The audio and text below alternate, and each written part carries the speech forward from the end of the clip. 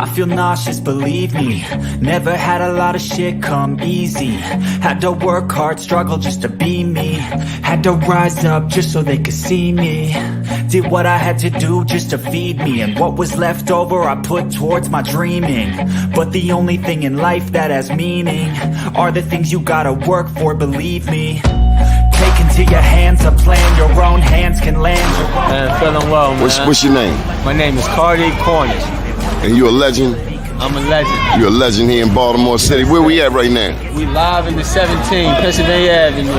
The legendary Pennsylvania Avenue. Man, the last time I saw you here, you were doing something just across the street here. What were you doing? Oh yeah, I had some food left over from an event. We brung it out. We fed a couple of people, man. Why you do that? Nice soul food.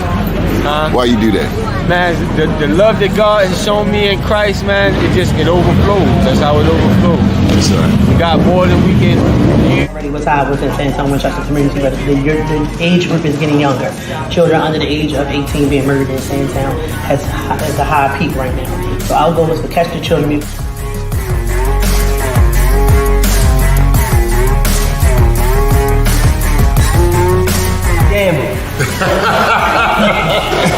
going hard, man. You going hard on that man today. So what do you think, Mr. Mayor? You got manufacturing right here, helping our young people despite all of the challenges in the city of Baltimore, right here on North Avenue. No, it's really about the growth. Just knowing being there when they were down in Fort Covington and seeing how far it's grown. Like you said earlier, like getting the Sorbet, where we got the Sorbet at the beginning, but now being able to, when I'm at Camden Yards, get it, or anytime I'm down at Harbor Place to get it, and folks to not even know, but they gonna know now that like this is coming from young people in West Baltimore, right there in West Baltimore on North Avenue, where they think nothing great comes from, but they can see it with the young people. If you work for it, it's only worth it if you work for it.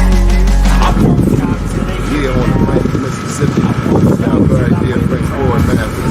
A beautiful town, just leaving Algiers, which is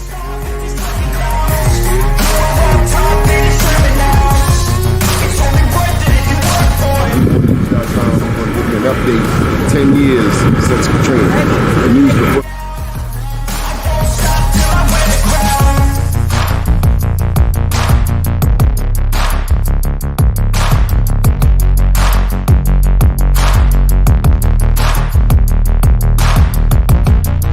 All right, y'all, this is what I came to New York for. Besides the Black Wall Street Awards, we're going in here and get some of this real good jerk chicken. Johnny Glover, out.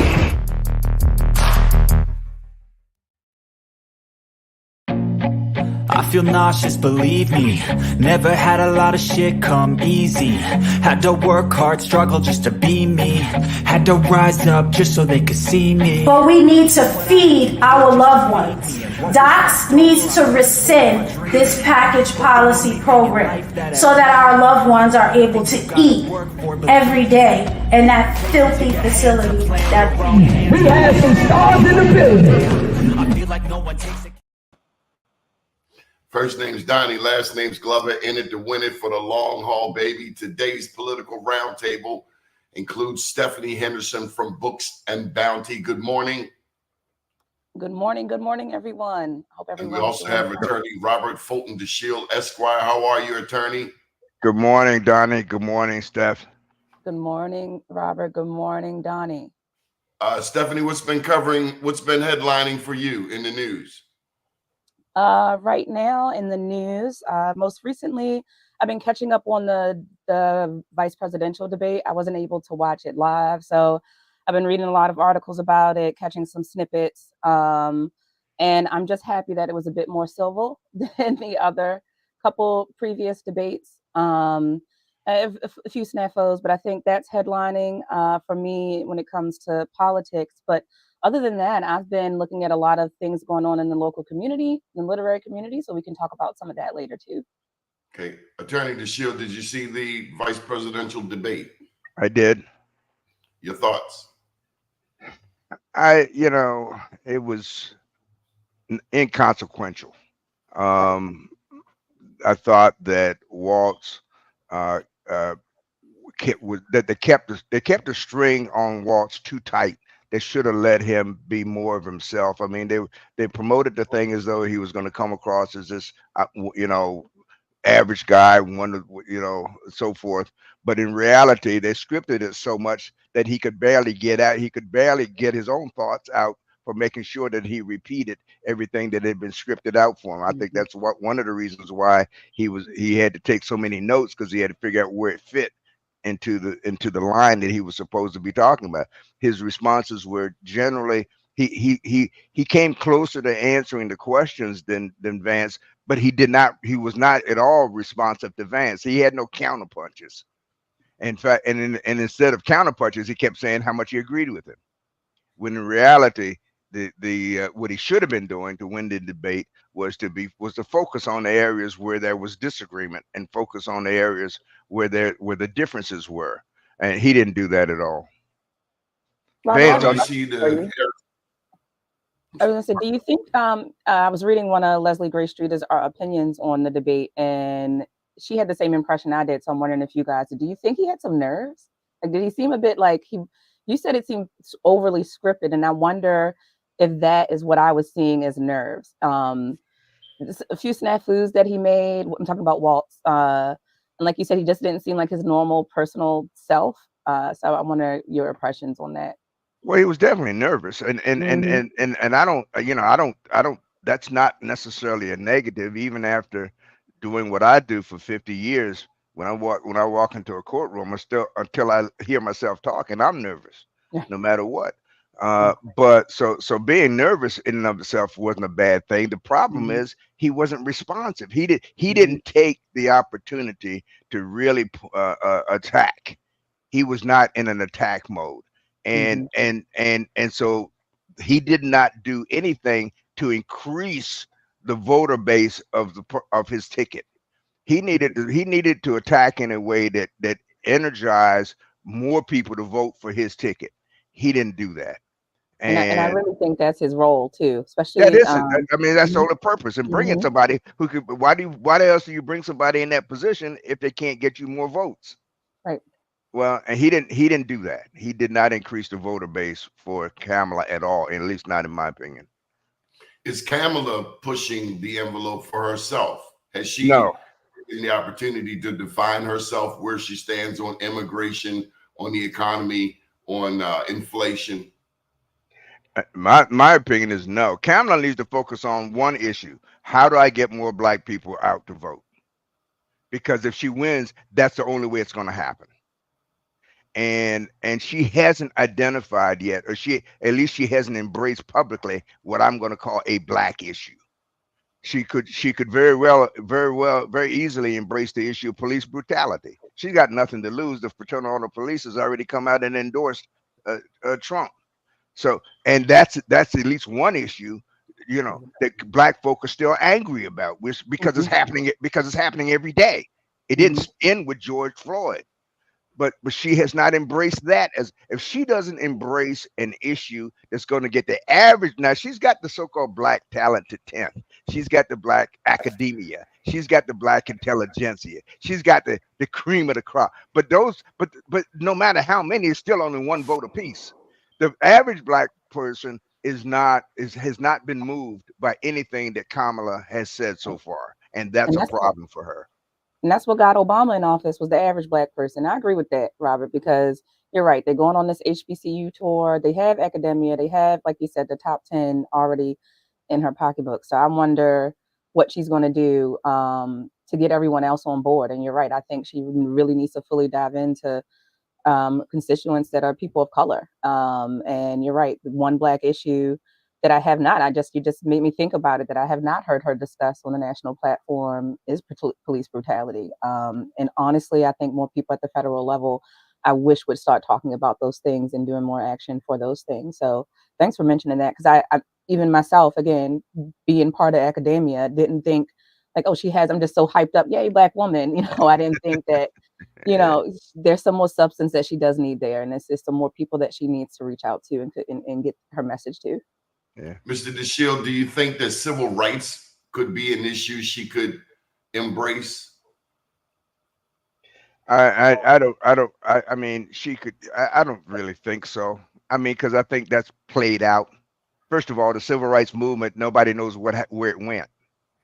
I mean, that's because it wasn't designed to go anywhere except in circles.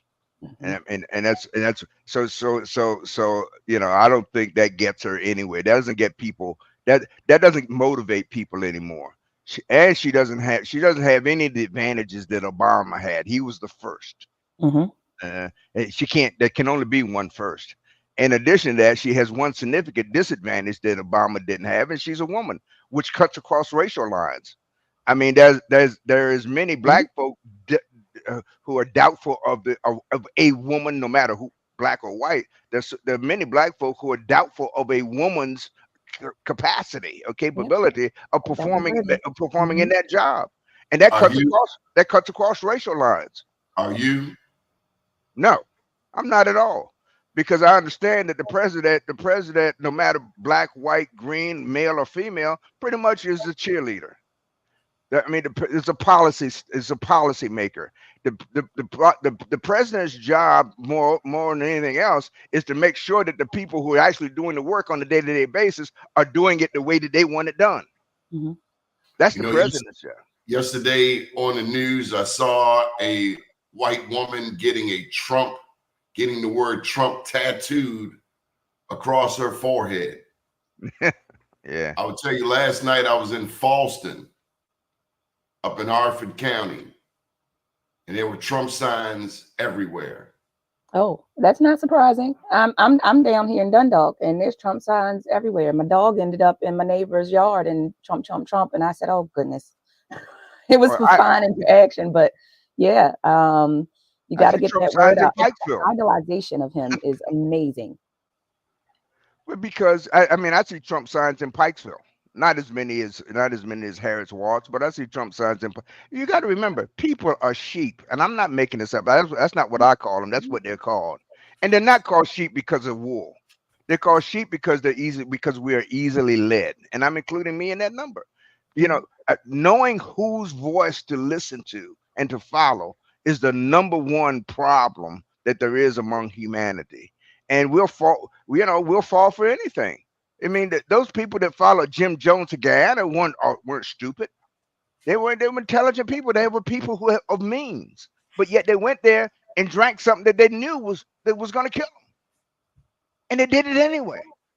So Trump is a snake oil salesman. That's what he's always been. He's always been a con artist, and it comes natural to him. That's who he was raised to be that way. He was taught to be that way. He is in his environment. And nobody will call him. And Kamala did a good job during her debate of calling him out, but Waltz did none of it. In reality, he didn't do it in a way where it was coherent, that people could grasp it and understand, because he didn't do it as a response to the attacks that J.D. Vance was launching against Kamala. Was Waltz the best choice that Kamala could have made? I don't think so. Did you have any others in the back burner for her, Robert, that you would have liked? I would rather have seen her take Josh Shapiro in Pennsylvania, quite frankly. I would have taken Mark Kelly over Waltz, for example. I mean, there's at least two others that I would have taken over Tim Waltz. Well, I like Waltz. I do say that his debate performance was a bit disappointment, a bit lackluster. But I do like him for a pick. I just, like you said, I hope that sort of when he first came out, when he first was announced, sort of like he's everybody's uncle kind of character. Like, I hope that's not fading, and I hope they keep that momentum. But you can't keep that momentum without the substance, as you mentioned, Robert. And Stephanie, this is Mr. DeShield. Stephanie, this is Mr. DeShield. Mr. DeShield, sorry. Excuse me, pardon me. You're perfect. You may call me Robert if you so desire. No, I do not take it as a sign of disrespect. That's fine. My apology. No, and I do not mean it as a disrespect at all. I know you didn't. And so did Doni. So now what? Let's shift over to this governor's race. Hogan versus Alsobrooks. Has Alsobrooks defined herself? Well, I think also Brooke may the stars may be more aligned in her favor than because if she was promoting this issue that she's running against the Republican Party and not really against Hogan. And so it doesn't really matter how much you liked him as governor. The fact is, don't forget he's a Republican. And as such, he's got to stay with the Republican. He's already told you he's a lifelong Republican. And no matter how quote independent he may portray himself as a Republican, he's got to sit with the Republican caucus where he has only one vote. Period. And we know that caucus, particularly if Trump were to win, and even if Trump doesn't, we know that caucus is controlled by the far right wing of the so-called Republican Party. So, and that was an issue. That's also Brooks' issue, and she's been pushing it, and she was pushing it very successfully, and I think still successfully. Now her train's been slowed down a little bit by this whole property tax issue, but and the Republicans are right to try to push that as a sign of so-called a lack of integrity. But I don't think that's going to move that's not going to move the needle enough in Hogan's favor to overcome if she doesn't stumble. So it's going to be interesting here in Maryland. Kamala is not necessarily defined herself. So I'm seeing a lot of Trump support. But on the other hand, Hogan, I have not seen much African-American outreach before. He was up Poplar Grove. He was down at Biggie's Recreation Center. He was down at Squeaky's Recreation Center. I'm not seeing Hogan in the Black community at all. Not Baltimore, not Randallstown, not Prince George's County. So on one hand, on the presidential, I see people going towards Trump. But on the state level, I'm hearing people, Kamala beat David Trone. He had $60 million. So this is going to be a very interesting election because it's not going to be, doesn't seem to be straight Democrat or straight Republican. Yeah, that's true. And, that's Maryland for you. I was just looking at some of the news about also Brooks. It looks like the Post just endorsed her this morning. So that's some news there, or yesterday morning. It's a real lackluster election. There's no spice in it. Yeah, because I think because people don't really, they've done the candidates and the parties have done a good job of camouflaging the real issue. Mm-hmm. And the issue is, who owns this place we call America?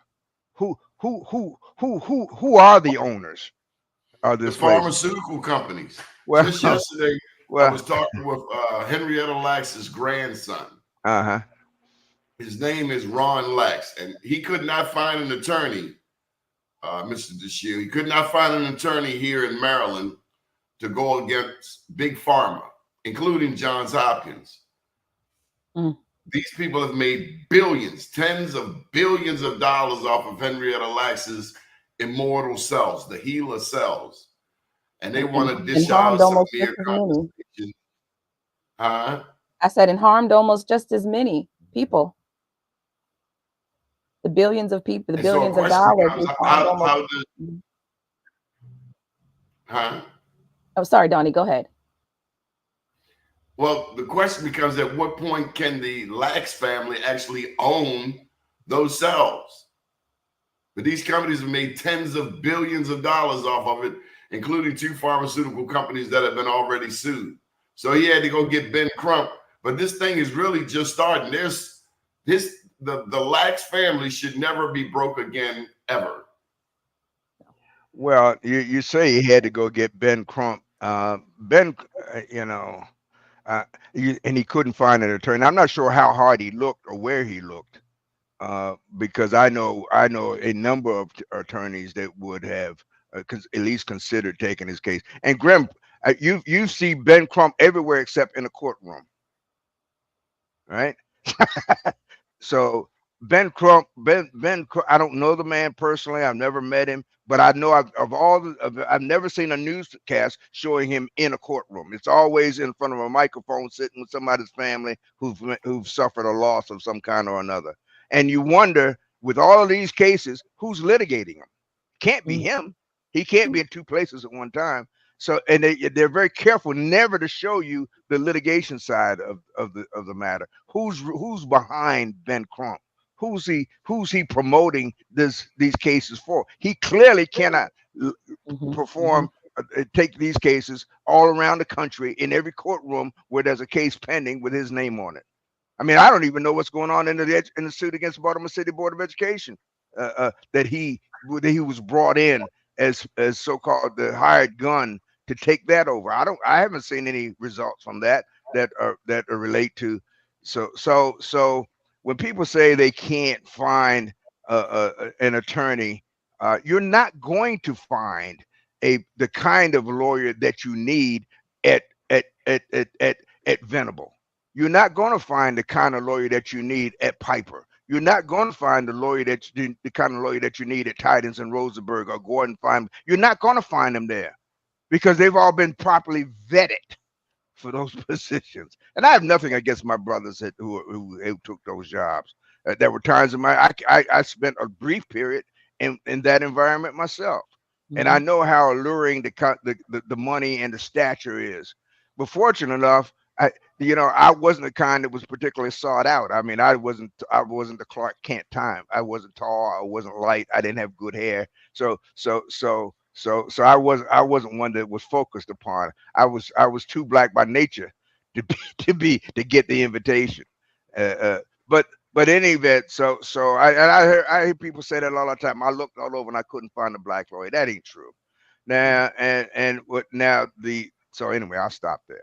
Stephanie, what's been on your desk lately? You said you had an item or two. Well, I've been in the community. The theme for the last week at Books and Bounty here has been building a bookish community. And as I rebuild or reintroduce myself into the literary community in Baltimore, I've been invited into some different spaces.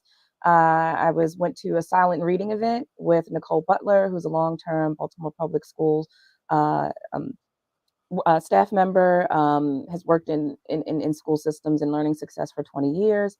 And then one of the highlights of my weekend was the Baltimore Book Festival. I don't know if you guys have been, but it's an annual event.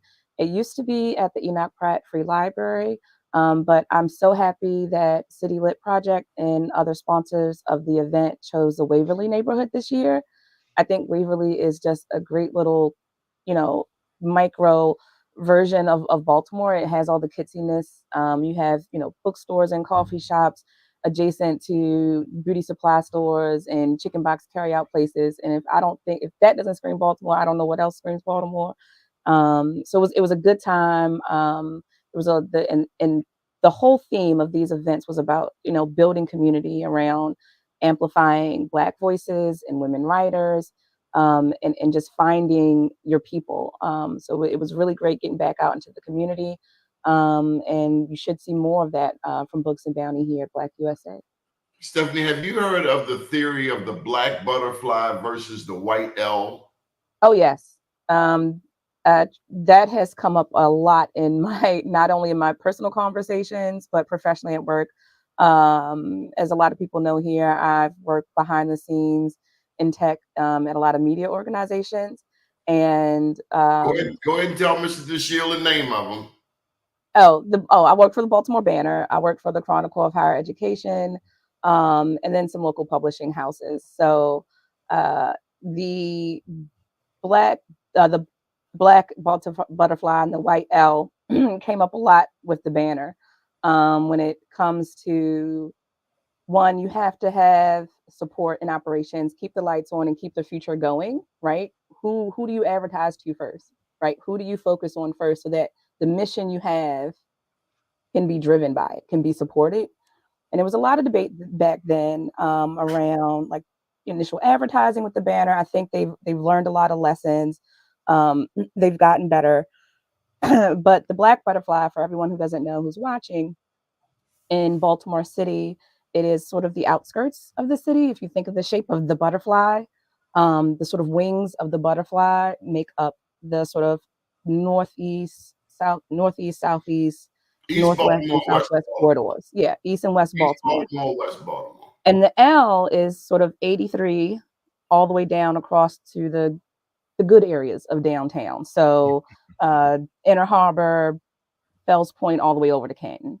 That sort of development project that the city has been on for the last decade or so of making, from Federal Hill all the way over to Canton, well, now Locust Point as well, making that all sort of redeveloped. And that is the White L, the Stephanie, 83 on down. Are you familiar with David Bramble? No, I'm not familiar with David Bramble. So David Bramble, his mother is Joy Bramble, and his father is Father Peter Bramble. They own the Baltimore Times. David Bramble is the designer, the architect, the engineer that the mayor has brought in to redevelop Harbor Place. Yes. And so no one has said a word about the Inner Harbor in 20 years. You see, Alexis put up the definition of the white L, the black butterfly. Thank you. Dr. Lawrence Brown. But long story short, there's been no investment in the Black community. Most of the investment has gone from Johns Hopkins University down to the harbor, over to East Harbor. Yep. And so at what point do we, Brandon has given, Mayor Scott has given David Bramble the opportunity to redevelop the harbor. But as soon as he put his plan out there were attacks on him. And quite honestly, I think they were racist. One of the criticisms was that he wants to put a high rise with tenants who live in this big building and they're shopping on the lower floors. Well, if you look at the fact that the gallery is completely closed, that Light Street Pavilion, Pratt Street Pavilion are damn near empty, who can be critical of any plan to bring more people to the harbor? But and we need it. And he's Val Berry is supporting him. I mean, it's not like it's a black plan, it's a white plan, it's a Baltimore plan. But long story short, for me, I find Baltimore to be anti-business. And Doni, you would know much more about that. And I'm starting to see as I get older and more into what the economy is going to be in the future, especially here locally. I worry about that because I'm like, what's the problem? Like the harbor needs a facelift. We're giving it a facelift. Like it needs improvement. We're losing tourists. I don't go down to the harbor anymore. I used to go down there all the time. Seemed like there was a good 10 years in the early 2000s to maybe mid 2000s where the harbor had like a fantastic run. And I don't know what happened, how that fizzled out. And it's because that focus shifted towards like East Harbor. Greed. Mr. DeShiel, Shuckers. You remember Shuckers. It was black-owned, one of the only black-owned businesses. Their rent was $13,000 a month. Yeah. Well, they weren't the only ones. They weren't the only ones to come and go. I mean, we saw Bubblegum Shrimp, we saw Hooters, we saw none of the retailers, particularly the food establishments, where the margins are super thin to begin with. None of those food establishments could stand once the novelty wore off.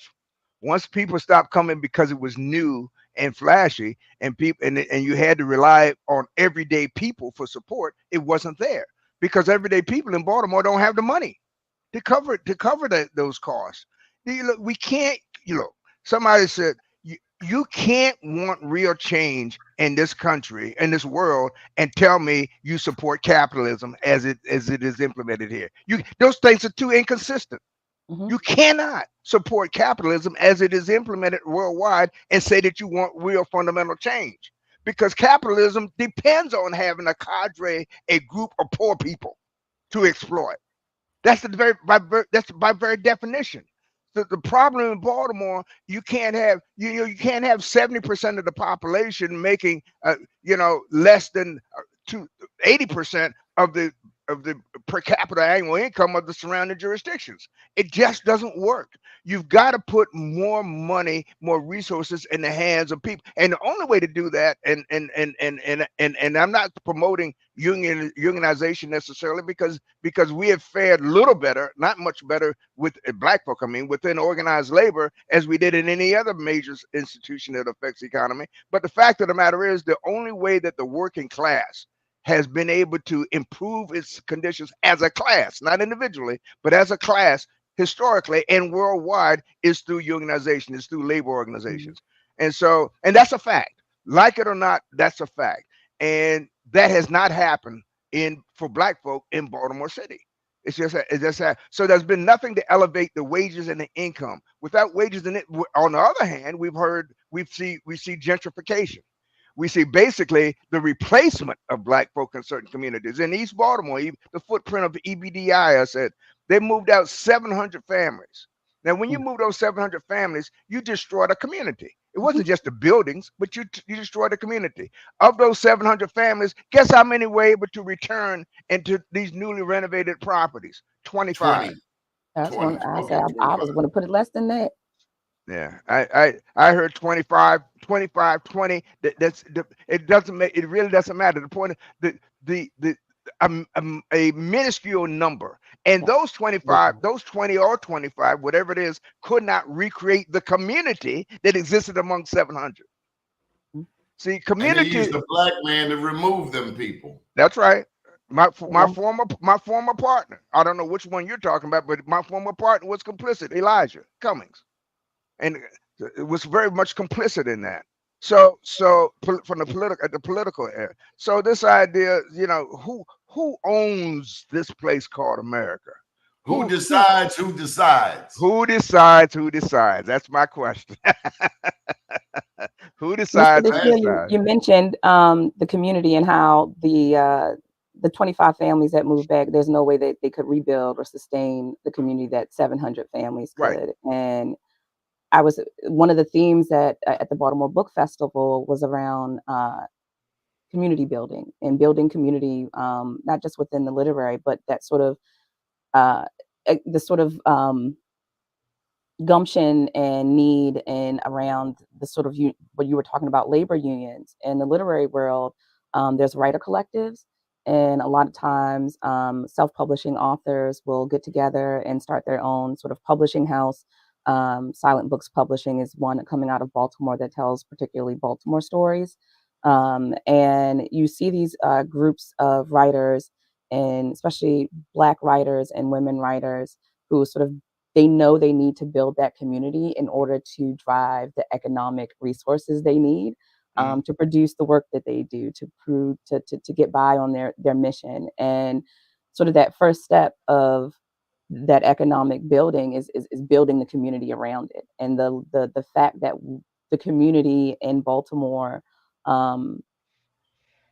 is not, again, the resources aren't there. It's hard to rebuild those communities or even step up and build new ones.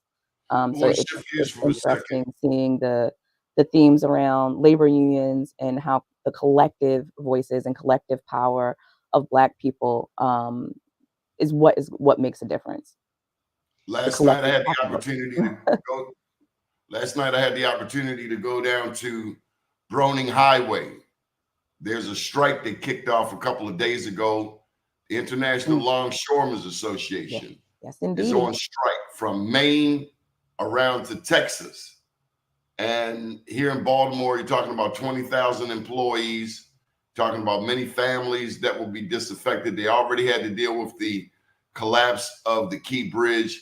And so now on top of that, we're talking about strikes where toilet paper will once again become a commodity. Mr. DeShiel, your thoughts? Well, I've been involved in the longshore industry since I came to Baltimore in 1975 from the National Labor Relations Board. My background was in labor organizations, and that's what I used to do. For the Labor Board, I used to argue their cases in the courts of appeals around the country. And when I came to Baltimore in 75, the only client I had was Local 33. I had two clients, Local 921, which are grain handlers local, and Local 333, the cargo handlers local. What I've seen over the years with the ILA, the most important. Let me go back to the strike. The strike is not just about increase the labor. The strike unions exist primarily not just for more income, but job security is the number one. So if you notice, one of the key issues in the strike is not just money, it's to offset the effect of technology on the loss of jobs. Huh. There were years ago, the cargo handlers negotiated for a stipend to replace the lost hourly wages when freight was consolidated in a way that didn't require as much labor. See, the advancement of technology has always been at odds with the protection of individual income capacity, because the whole point of technology was to reduce labor cost. Mhm. And so you had these two things working at loggerheads. In the port of Baltimore, I'm not surprised that it's not just Baltimore. You look at the auto workers are going to be on strike. What's at issue here is the fundamental principle, foundational basis of capitalism. That is what is at issue here. People need a bigger slice of the pie, and the people who have way more than what they actually will ever need have to give it up. But the main impediment to that is not the people who have, is not the Oprahs and the Bill Gates who would give up the one night's income, because they make more money overnight than most people do in their lifetime. The money earns more. They would gladly give that up. But the problem is there's too many people that want to be like them, who keep pushing up. And when we come up with programs to help people, we don't want to help the people who can help somebody. We want to go down to the very bottom and give it to folks who can't change the system. I don't have, and I'm not talking elitism here. I'm not talking about I don't want to help homeless people. That's not what I'm saying. But if you want to change the system and get the most bang for your buck, you got to help somebody who is in a position as a result of your help to help somebody else. You got to help somebody. You said, go ahead. I tell you what, I interviewed Scott Cowan. He's the president of Local 333. Yes, I know. And yes. what stood out, and he's the vice president of the International. What stood out to me, Mr. DeShield, was the unity I saw. There were Latinos marching, there were blacks marching, there were whites marching. Yeah. All together right there in Dundalk. I thought that was the most beautiful thing. One group had food out for everyone. Another person was playing music. And I saw really the heart of Baltimore. And it took me back to when the Key Bridge went down and how Baltimore united. They can say what they want on Fox about Baltimore, but I still find it to be a city that if you fall down, somebody will pick you up. Together. That's right, Doni. I agree with that. And like I said, I'm down in that area. And when the Key Bridge collapsed, the unity in this community, and just all of Baltimore, just people reaching out for help, people calling to check on me, and I'm like, I'm fine. And I don't even work in the ports, but just the camaraderie and the unity around it. But Dr. DeShield, I want you to elaborate on that a bit more, about funding or putting the money in the hands of folks who can make change. And there's this saying, we talked about it before, Doni, about how there's so much mentorship in the Black community, but not enough capital. So I wanted you to elaborate that a little bit more about your point, because I think I don't want that to get lost or go over folks' head. Like you said, it's not elitism. It's more about how impact and change. Well, okay.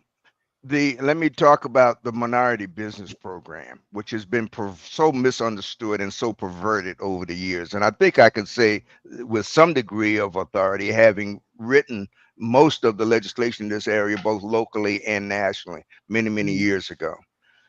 The purpose of the minority business program was not to make Black millionaires. It was to create opportunities for employment for Black people. Mm-hmm. That was the purpose. And that's what's gotten lost in the sauce. We talk about making Black millionaires because the economy is based on people buying stuff. The people who buy stuff are consumers, right? Consumers can't buy if they don't have income. Now we were tricked for many generations, but into thinking that credit was the same as income. That somebody else's money, you could use it as freely as you could your own. So we were tricked, and the guy who invented credit should have gotten some kind of prize, if not the Nobel Prize. But what I mean is that we have to have we should be directing our resources to those entities and organizations that provide the greatest opportunity for the masses of people, not individuals. See, that's the whole thing about pull yourself up by your own bootstraps. You can't do that. It's an impossibility. Mm-hmm. You can't stand on your bootstraps and stand up at the same time. Try it. It's like being short sheeted. You can't do it. So instead of focusing on the masses of people, we promote individualism as though somehow that will salvage the problem for the entire group. We've always had individual achievement before and after slavery, during Reconstruction, even today. There've always been black millionaires. There've always been, and there will always be. But that doesn't help the masses. It's the masses of people who need the opportunity. So the MBE program was the theory, the thinking was, and if Farron Mitchell was here, who was my mentor originally, he would tell you that if you create more black business, it's going to be more opportunities for black employment because black folk generally hire other black folk. We covet what we see. We covet what's closest to us. And not because we are racist, not because of relationships that we have with people who grew up beside us, who went to school with us, who we know. So what I mean is that if we focus on the right thing, if we focus on promoting black business as a vehicle to employ black people, then we will understand the importance of it. But we've lost the support for black business. We never generated within really the black community, except those who want to be millionaires, because we never advocated it and promoted it for the right reason. The same thing with education. The purpose of education was not to get a good job. The purpose of education is so you could get on the program with Doni Glover and talk about how to resolve the issues affecting your community. That's the purpose of education. That's the purpose of education. And what we have to realize, my grandmother told me, and she, for her time, and I don't fault her, she lived to be 100 years. She died a week before her 100th birthday. But she said, you got to be twice as good as a white guy. Why did she say that? Because she anticipated that my only opportunity for advancement was to get a job working for a white company. And she knew that they were going to hire somebody who looked like them ahead of me. So if I wanted that job, I had to be twice as good as the people who they were going to hire. She understood that. We lost the meaning of that. We lost when we bought the idea that if any institution that's predominantly black is necessarily inferior. And that principle has been codified into law in a case that we applaud called Brown v. Board of Education. You know, it's not that we can't do. Every time that we prove that we can do, when they bombed Tulsa, they weren't just bombing the people, they were bombing the idea that black people could be independent. That's what they wanted to kill. Yep. And what they didn't kill in Tulsa, we killed with the Civil Rights Act. We finished it off with the Civil Rights Act. But anyway, I want to go out to Baltimore County. Yeah. I understand that County Executive Johnny Olszewski is accumulating waterfront property. Let's see here. I understood what I read was, and I don't have no personal knowledge, obviously, but what I read was that he used county resources to provide utility services, water, sewer, to property that he already owned, which would increase tenfold the value of it should he keep it or decide to dispose of it. Now, maybe there's also an allegation that he used county resources improperly to acquire additional property. That part I haven't heard. But Baltimore County, you know, for a long time, and then go ahead. I'm not done there. Okay, go ahead. There's also an effort to increase the number of county council people from 7 to 11. Now, Izzy Patoka introduced a bill, sided with 3 Republicans to increase the number from 7 to 9 council people. Right. And Stephanie, in case you don't know, Prince George's and Montgomery counties, both nearly 1 million people each, went from 7 council members to 11 council members. Baltimore County still has 7. They have 855,000. They haven't increased the number of council people since 1954, if I'm not mistaken. Now, there's an effort underway, of course, with Johnny Olszewski leaving office. There's an effort by Pat Young, by Izzy Patoka, and by the black council person, Julian Jones, to become the next county executive. What do you see? What do you foresee happening out there, Mr. DeShield? You know about Baltimore County. Well, I think eventually the number of councilmanic seats has to be increased. The reluctance to do it up to this point has been how many new districts will there be that are predominantly occupied? I mean, where the residents are predominantly black. That's really been the big holdup in reaching any kind of consensus on how many new districts there would be. There were those that wanted 2 new districts, both of them that were predominantly black majority, and those who wanted more or less. But that has been the issue. The only black member of the council at one time or another was against increase. In fact, still today, really is against increasing the number of seats because he sees that as diluting his position of power as the only one. And at a time when he also is intending to seek, we believe, to replace Johnny O as the next elected county executive. Is that a good plan? That's my next question. Unfortunately, I haven't seen from Councilman Jones the kind of support, the kind of vision that I think is required to ultimately improve the lives of the black community in Baltimore County. I haven't seen it. When he came into power, then that's my Dunbar homeboy, my East Side homeboy. But I remember when Ken Oliver was in there, the first black county council person. People were very critical of Ken Oliver, yet Ken brought a Walmart to Liberty Road. He brought a Home Depot to Liberty Road, brought the sit-down restaurant to Liberty Road, brought the Liberty Road Resource Center with one of the largest tracts in the state. Mm-hmm.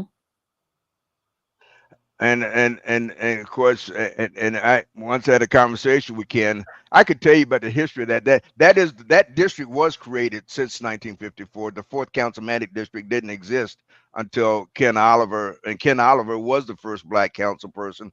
And I remember sitting in Ella White Campbell's, I think her name was. That's her name. She was the gangster out there. Yeah, I remember sitting in the basement of her house with a bunch of folk, and we were planning the campaign for a guy named DeShield, who would once run for Senate in 1998 to run for that councilmanic seat. And somebody looked at the map and said, "Ho, guys, we got a problem." They said, "What's the problem?" DeShield don't live in the 4th district; he's still in the 2nd. Because is that you? Yeah, that was me. Because Kamenetz and Dolores Kelly, after I unsuccessfully ran against Dolores for the 10th senatorial seat, when they redrew the map, the councilmanic map, as a result of the census, right. They drew around your block. They drew it around my block. So and left me in the 2nd district, so I couldn't run, and so that threw everything up. And that's how Ken Oliver got to be. Ken was the fallback. And so, and he was not her first choice either. No, he wasn't. But in any event, I over the years, Ken did a number of those things. But Ken, for example, didn't want to put a Starbucks in the corner of Liberty Road in Croydon because he said black folk wouldn't pay that much for coffee. He was wrong about that. They were absolutely don't say that to me. Absolutely wrong about that. So as a result, we don't have a Starbucks inside the Beltway. Or in fact, there's no Starbucks anywhere along Liberty Road that I can think of. You can go from the city line down at Northern Parkway and Liberty Heights all the way out to Westminster before you reach the Starbucks. As a book person, the lack of small cafes and coffee shops, right along the Beltway there, like you said, in and outside, right along the Beltway is abysmal. I'm constantly trying to find a little coffee house. We have one down here on the peninsula, but I think another one just opened up. But it's odd to me, and it's the fact that you said that, Dr. DeShield, that there was opposition. Black people won't buy that much coffee. Yes, they will, especially out there on Liberty Road. I can attest to that. I can show you my budget for Starbucks. I'm ashamed. Mr. DeShield, when we started moving out of Liberty Road 55 years ago, did we conclude that the fight is over, that once we move past Old Court Road, once we move to Woodlawn, to Randallstown, to Owens Mills, that we no longer have to fight, that we no longer have to stand up. I mean, I look at all of my family. They live out your way, the Liberty Road corridor, but they've never been to the county council hearing room. They've never been to a county council meeting. They may not even know who the damn county executive is. But here in Baltimore City, we're politically astute. We know who's running for mayor. We know who's on deck. We know who got kicked out for corruption. Have we gotten out the Liberty Road corridor and just gotten plain old soft? Well, the move to Liberty Road wasn't for political reasons; it was for economic reasons. I mean, when I moved from the city to what was called Gwen Oak, it wasn't because politics had nothing to do with it. I had X amount of dollars, and I could get X amount of property in Baltimore County for those dollars, and I could get an end of a group row house in Baltimore City for those same dollars. It had nothing to do with property tax. So, and I'm a country boy, so I wanted to be in an area where I could see the buffalo roam, where I could see the deers eating on the side of the road, and I couldn't. There was no place in Baltimore City Ain't where no that could bunny happen. rabbits down here, buddy. No. We let us catch a fox. That fox gonna be worn. We be wearing that fox by midnight. Yeah. And so what happened is hold on. I call you back. I'm on the line. And why Dr. DeShield takes that cause, when they say for me, Donnie, it was education. It was the moving out of Baltimore City. And, you know, I'm Baltimore girl all the way. I'll shout it from the rooftops. I did not want to move out of Baltimore City. But when I saw how the school system was affecting my child, I had to get out of there. And that is the most heartbreaking thing, even beyond the economy. But of course, it is a root, I think, of the economy and the economic power among the Black community and others in Baltimore City is one of the roots of this. But the Baltimore City public school system is what pushed me out of the city.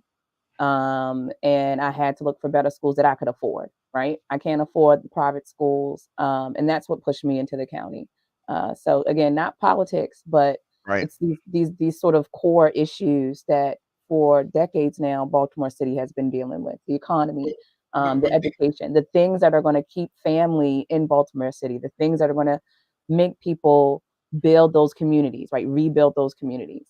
You both say that this is not politics, but it is politics. Politics determines who gets what, when, and where. Mm-hmm. And the what is the economic resources, the allocation of these scarce resources. So whether we move to Randallstown or East Baltimore, who is in office directly impacts us. And if we're not making our voices heard, then what's the point? I was saying what caused me to move. I didn't say that we weren't affected. Now, in the beginning, the Randallstown and Liberty Road was strictly a bedroom community. We worked in the city or we worked elsewhere and we came home. And so it was a long time before the Black community woke up and said, hey, there is politics out here. Hey, we do need to engage. And Dolores Kelly and Ella White Campbell were leading that way. Now, with Ella dying, Dolores became the power broker. And then ultimately the mantle was either passed, a baton was passed or taken over to Adrian, who also had her genesis in county government, and to others. But certainly Johnny O won the election, the last one, by 17 votes. Yes. So and 17 votes from the Black community, by the way. So 17 from the Black community. Yeah. So he knew, which explains why in his administration you saw so many Black folk, excuse me, in positions of high. The county, you had a Black county administrator, you had a Black head of the health department, you had a Black head of the police department, you had a Black person the head of economic development, you had a Black person the head of Department of Public Works, who at the time wasn't even an engineer in a county where you were supposed to be an engineer to have that position. You have Black folks in all of now. Some of those positions, some of those people have already gone, and those who are left will probably be gone as soon as Johnny O moves on to Congress, because Baltimore County hasn't really changed in that respect. in terms of the relationship politically. But the black folk is the black vote, the black community is awakened now. But in the beginning, we came to Liberty Road to go to sleep, but we still voted in Baltimore City. So now, but times have changed, and unfortunately, as I say, I don't think we've seen the kind of leadership out here that we need to really advance the interests of the community as a whole. Stephanie, did he do it? Did who do it? Did he do it? You talking about did he? Yeah. All over the news. What is Oh your take? my goodness! Now look. Is it about his purchase of the liquor company, the tequila, or is this about the freak-offs and the people that have been likened to the Jeffrey Epstein list? Yeah. I'm gonna tell you this. The rumor about the I don't know if we can say this on the show, but the lube has been something that I've known about, not personally, but has been a rumor that has gone around since I've been in college. Like that has been him in the purchasing of materials and supplies for these freak-offs has been known among folk for a long time. Like it was a rumor on my campus talked about because we have people that would go down to Miami and all that. I went to UVA and yeah. So when it came out, it was just like, oh, it's true. And it's funny, but it's not, because now you hear about these things, but it's the brutality of it all is what really is disturbing. And now that this attorney out of Houston has, I think he has like 100 supposed alleged victims. Some of them allegedly it happened when they were minors. So that's when it's not so much of a kiki ha situation. But it's wild, and you think, yes, this could be the powers that be using Diddy as a scapegoat, I'm sure, right? But he's also a bad man too, and you get your comeuppance at some point. Mr. DeShield, did he do it? He's been alleged. I might be the only person in America who never even didn't know who P. Diddy was. I'm like, somebody say, why don't you talk to your daughters? They can tell you who it was. And quite frankly, I could care less about P. Diddy or Sean Combs, because I think that the fact that we're spending time talking about it is a evidence of this notion that every time something happens with somebody, particularly when it's black, that the black community has got to rush to their defense, right or wrong. I reject that as a notion. He didn't do anything. Whatever he didn't do it because he was black. He did it because he has the power, evidenced by money, to make it happen. That's what did it, not because he was black. So what came to my mind was pedagogy of the oppressed. Yeah, where the oppressed take on the mentality of the oppressor. Exactly. That there's the Patty Hearst syndrome. Yep. And so I knew nothing about him. I'm not obligated to defend him because he's maybe the same color as me. Because as you also know, being black is much more than a skin condition. It's a heart condition. And if he did the things that he's accused of, he was not a black man, in my opinion. Stephanie, how can people get in touch with you as we wrap up? You can get in touch with me, Steph at booksandbounty.com. All the information is on booksandbounty.com and Books and Bounty. And I'm on all social media platforms, same handle, Books and Bounty. Good deal. Mr. DeShields, and people need you as a corporate attorney, how can they reach you? My number is 410-547-8820. But if you really want to talk to me, send me a text at 410-456-8606. Good deal. Up to date, down tomorrow. Do your day and everything will follow. Nothing to it but to do it. I got to do it, regardless of how I feel. Thank you both for coming out. I am somebody. I am my brother's keeper. Good morning, world. Goodbye.